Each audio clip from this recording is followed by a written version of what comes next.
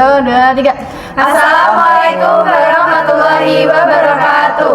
Kami dari kelompok 3 ingin mewawancarai pemuka agama tentang ilmu harta warisan. Perkenalkan, nama saya Nurhanin Mahripatus Bekti. Saya Finalta. Saya Devi Komalasari.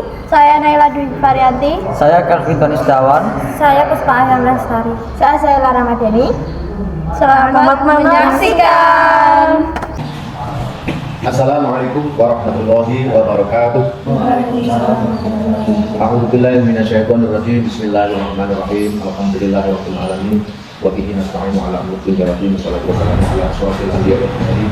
Sayyidina wa maulana Muhammadin wa ala alihi wa sahbihi ajma'in. Amma ba'du. Para ulama yang saya hormati dan saya muliakan, kepada jamaah Masjid Taklim yang saya hormati dan saya muliakan, kepada hadirin dan hadirat yang saya hormati, marilah kita bersama-sama untuk mengajarkan bersyukur dari Allah Subhanahu wa taala dengan ucapan alhamdulillahirabbil alamin. Yang kedua, shalawat serta salam semoga senantiasa Allah curahkan kepada Nabi Agung Muhammad sallallahu alaihi wasallam. Mari kita ucapkan Allahumma shalli ala sayyidina Muhammad wa ala ali sayyidina Muhammad.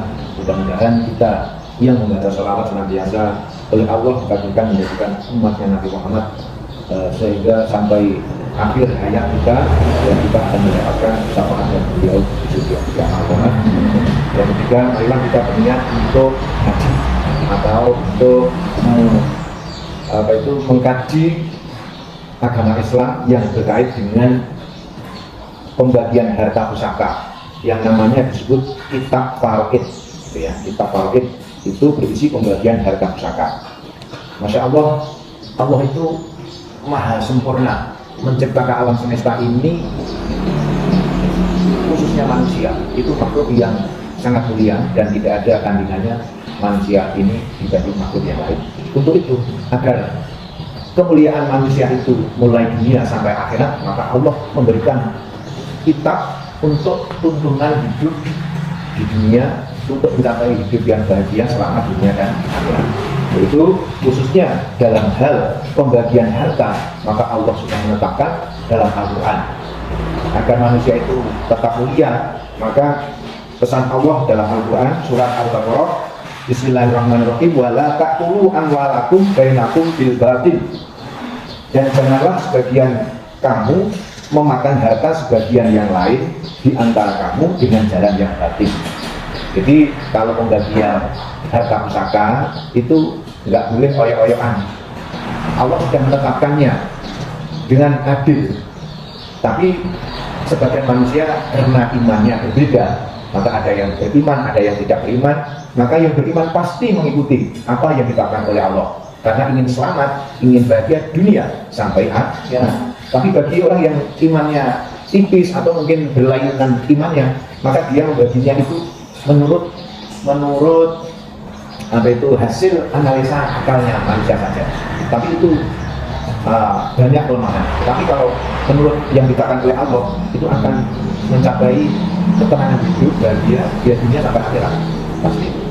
Kemudian berikutnya Allah juga berfirman dalam surat An-Nisa ayat 10, Bismillahirrahmanirrahim, innalladzina ya'kuluna amwalal yatama zulman innama ya'kuluna fi butunihim naron wa sayaslawna sa'ira. Artinya, sesungguhnya orang-orang yang makan harta anak yatim secara zalim, sebenarnya mereka itu menelan api sepenuh perutnya dan mereka akan masuk ke dalam api yang menyala-nyala. Demikian. Itu kalau perhitungan manusia bisa salah.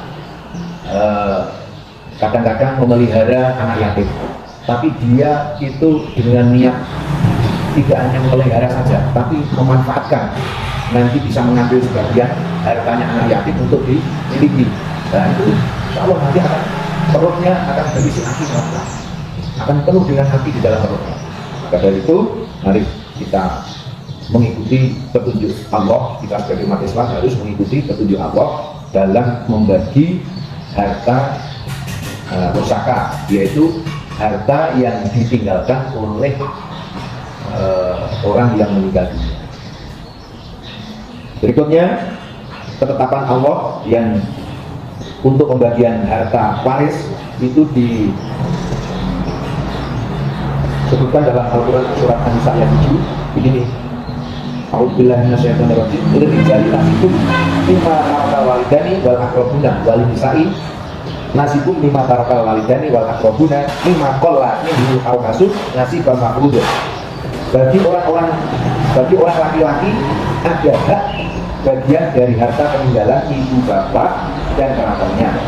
Begitu pula bagi orang wanita ada hak dari harta peninggalan ibu bapak dan kerabatnya, baik itu pembagian itu sedikit ataupun banyak menurut bagian yang telah ditetapkan oleh Allah.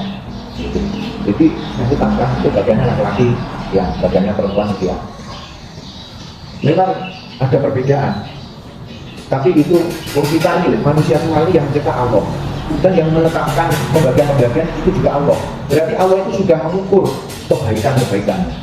Hikmah apa yang terkandung di dalam perbedaan itu pasti ada. Dan manusia ini akalnya juga tergantung dari Allah, pemilihan Allah semuanya. Jadi kalau kita itu mengikuti akal pikiran kita yang tidak sesuai dengan ajaran Allah, dan kita itu mengikuti setan, mengikuti nafsu, maka akan tersesat. Jelas demikian. Berikutnya, pembagian harta dari peninggalan bapak atau ibu itu dilaksanakan, itu harus mengikuti apa itu aturan. Sebelum dibagi itu harus mengikuti aturan-aturannya. Demikian pengantar yang saya sampaikan. Mungkin dari kalian akan ada pertanyaan-pertanyaan, dipersilakan.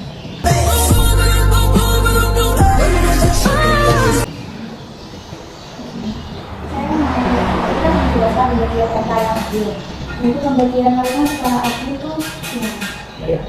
Jadi pembagian harta warisan secara adil itu menurut agama Islam adalah mengikuti ketentuan yang ditetapkan oleh Allah, dan itu pasti adil karena Allah itu maha kuasa, Allah maha mengetahui, Allah maha segala-galanya. Kalau manusia itu terbatas, gitu ya. Jadi secara adilnya membagi harta warisan yaitu dengan mengikuti ketentuan Allah yang terdapat dalam Al-Quran dan demikian.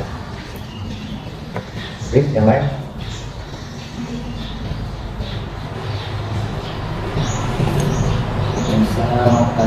Apakah pembagian harta warisan sebenarnya dapat diawal selama 5 bulan atau dilakukan? Ya. Apakah sudah ada batas atau jangka waktu untuk membagikan harta warisan tersebut? Oke. Pertanyaan sangat baik. Memang ada ketentuan dari syariat bahwa sebelum warisan itu dibagi itu harus diselesaikan hal-hal yang berkenaan dengan harta itu, yaitu satu, harta itu ada kewajiban membayar zakat. Jadi sebelum dibagi harus dikeluarkan zakatnya dulu. Misalnya 100 juta nilainya, misalnya ya, suatu nilai 100 juta itu dizakati 2,5%, maaf gitu ya, 2,5%-nya 100 juta berapa enggak? 250.000 atau 22 juta berapa? Insya Allah 2,5 kan juga banyak. 100 juta diambil 2,5 juta itu haknya pakai miskin, haknya nasab yang lain. Nah, terus misalnya masih 97,5 juta. Terus kemudian ketika merawat jenazah sampai selesai penguburan itu kan juga ada biaya. Itu biayanya berapa? Katakanlah mungkin sak ribet-ribet ya 10 juta misalnya ya, ya kan? Misalnya aja 10 juta berarti tinggal berapa? 8 misalnya. Nah, terus tapi orang tua itu meninggal itu punya hutang apa tidak? Nah, punya hutang apa tidak? Kalau punya hutang, maka harus selesaikan hutangnya dulu. Ya itu harus teliti. Seorang anak tidak boleh gabah terus pengen yang oleh bagian. Nah, mengerti bahwa bapaknya punya hutang. Nah, kalau tidak diselesaikan, malah itu mengganggu di alam kubur, di alam barzakh. Insya Allah. Insya Allah alangkah selamanya orang tua kalau meninggal dunia ketika diurus oleh keluarga yang di dunia, hutang-hutangnya itu menjadi sangat besar. Hanya punya hutang, tidak seberapa, itu harus tunaikan dulu itu. Itu penting itu, mungkin gitu lah, anaknya itu penting. Ya, nggak apa-apa, kita apalagi mungkin sudah disekolahkan, harus pokoknya dirawat sejak kecil itu sudah bagus. Jangan nafsu untuk harta saja, apalagi harta waris itu bisa barokah, bisa celaka. Kalau orangnya itu hatinya longgar, terus hati kurang sakit, gak ngomong, masuk di situ, waduh, itu pas, masuk kurang 5 rupiah, ya 50 kali 5, ya mungkin 2000 rupiah saja diengkel. Apalagi yang serakah itu inginnya lebih banyak, dan itu perlu kalian itu melihat orang-orang yang serakah terhadap warisan orang tuanya itu biasanya nggak ada yang bahagia. Justru yang saya lihat itu yang waktu pembagian harta itu manut, mau malah wanita mana yang duluan. Dan ini jadi zakat ditunaikan dulu. Kemudian masih ada lagi mungkin orang tua mungkin kaya miliaran banget. Ya. Itu sudah wajibkan haji. Sudah haji apa belum? Nah itu kalau belum haji dihajikan. Darahnya berapa? Ya. Dan yang menghajikan itu harus sudah pernah haji. Ya, menghajikan. Mungkin berapa gitu nah. Haji sendiri, setelah itu hajikan lah. Nah, biayanya diambilkan dari atas. Iya. Tapi seperti lain seperti itu.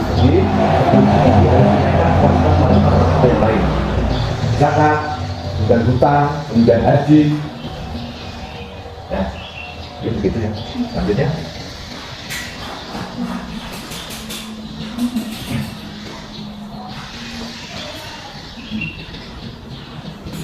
Pak, saya mau tanya. Misalkan ada seorang wanita karir yang sukses, lalu dia tiba-tiba meninggal dunia. Sedangkan orang tua itu sudah meninggal dunia, dia juga belum punya suami dan anak. Selain itu dia juga anak muda, tetapi keluarga besarnya itu tidak yang dekat sama dia. Itu menjadi warisannya bagaimana? jadi orang yang meninggal tersebut itu seorang diri, Iya. nggak punya keluarga yang jelas ya. Iya. Kalau begitu itu nggak ada ahli warisnya, nggak punya ahli waris. Itu menurut hukum Islam hartanya itu dimasukkan ke Baitul Mal. Jangan dulu, sekarang ini ya, ada organisasi mungkin yang membentuk acara baik orang ya. Tapi yang jelas pertama Rasulullah itu di Baitul Mal.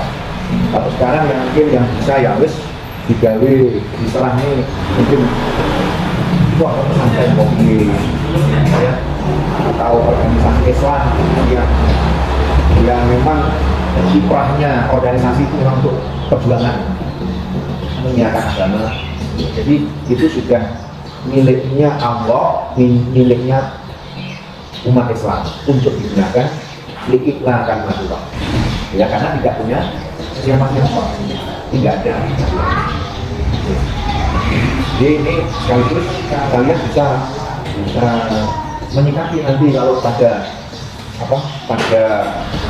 kehidupan kalian nanti kalau terjadi seperti itu ya akan biasanya berusaha sadar tahu ini misalnya itu organisasi yang berusaha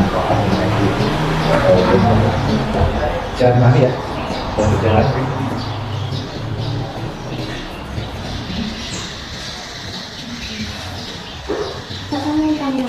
Di wilayah ini keluarga mereka sudah menerapkan anak menjalankan pembagian harta waris seperti Kalau di masyarakat yang sudah menjalani pembagian waris mengikuti ajaran Islam, insya Allah ya keluargaOropiah. Kalau pada orang-orang umum itu masih sedikit. Bahkan kesadaran masyarakat umum, perbedaan pembagian laki-laki dengan perempuan itu masih dianggap lengkap. Gak apa? Misalnya uang 100 juta, punya anak 2, 1 laki-laki, nah 2 perempuan. Ini pembagiannya 50 juta untuk laki-laki 1, kemudian 50 juta untuk 2 perempuan. Ya.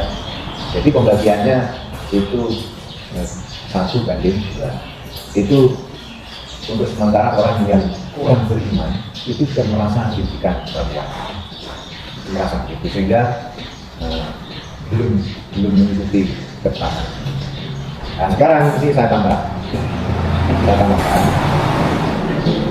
bahwa kalau belum bisa menerima 100% untuk aturan Islam, itu pembagiannya perbedaan antara laki-laki dan perempuan dan lain-lain, itu upaya mengadakan rapat keluarga, kemudian mendatangkan orang-orang yang percaya, orang-orang yang punya agama, yang beriman, yang punya kemampuan untuk itu alangkah baiknya.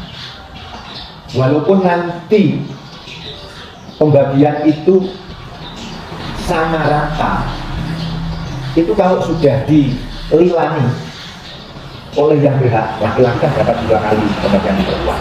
Jadi sementara pembagiannya sekian. Tapi kalau laki-laki ini karena rasa rasa ingin membantu yang lain atau kasihan dan sebagainya, dan dia rela, itu bagus sekali. Yang perempuannya lega, yang laki-lakinya dapat pahala double. Nah, tapi disepakati secara Islam dulu, nanti baru kalau ini di antara yang lain itu punya kerelaan untuk menyamakan, tapi secara Islamnya gitu ya. Nanti kalau kalian itu diajak musyawarah, itu kalian bisa berpendapat begitu. Jadi nanti yang membagi itu juga aman, jangan dosa. Tapi kalau langsung tidak diberitakan penghitungannya seperti syariat Islam, dosa yang bagi. Nah, kayaknya seperti itu. Alangkah bagusnya, alangkah fabelnya kalau setelah mengetahui perhitungan secara Islam kemudian dibagi rata, yaitu yang laki-laki punya rendah untuk mereka, sehingga dapat pahala double, terus dia menyenang sing perempuan. Seperti itu. Dan ilmu kita di sini oleh Allah diberi manfaat dan berkah ini dan ini tidak hanya sekedar untuk praktek saja, tapi ini kita miliki ilmu ini dan kita terapkan besok, gitu ya. Nanti akan diberikan iman dan Islam yang kuat, saya seperti sehingga kita mampu melaksanakan Islam untuk bermanfaat. Kita tutup dengan berdoa. Bismillahirrahmanirrahim. Allahumma shalli ala sayyidina Muhammad wa ala alihi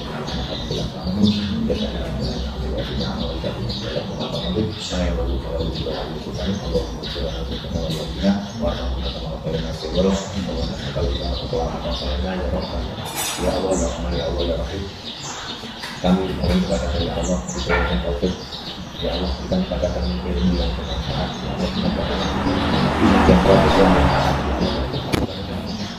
belajar yang lebih dunia dan akhirat dan juga untuk kami laksanakan acara sekarang Islam yang tidak mampu dijuangkan dan dijuangkan hari ini.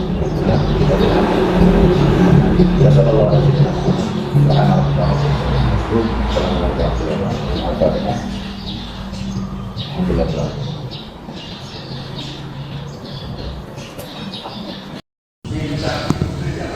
Sekian dari kelompok kami. Wassalamualaikum warahmatullahi wabarakatuh. Waalaikumsalam warahmatullahi wabarakatuh.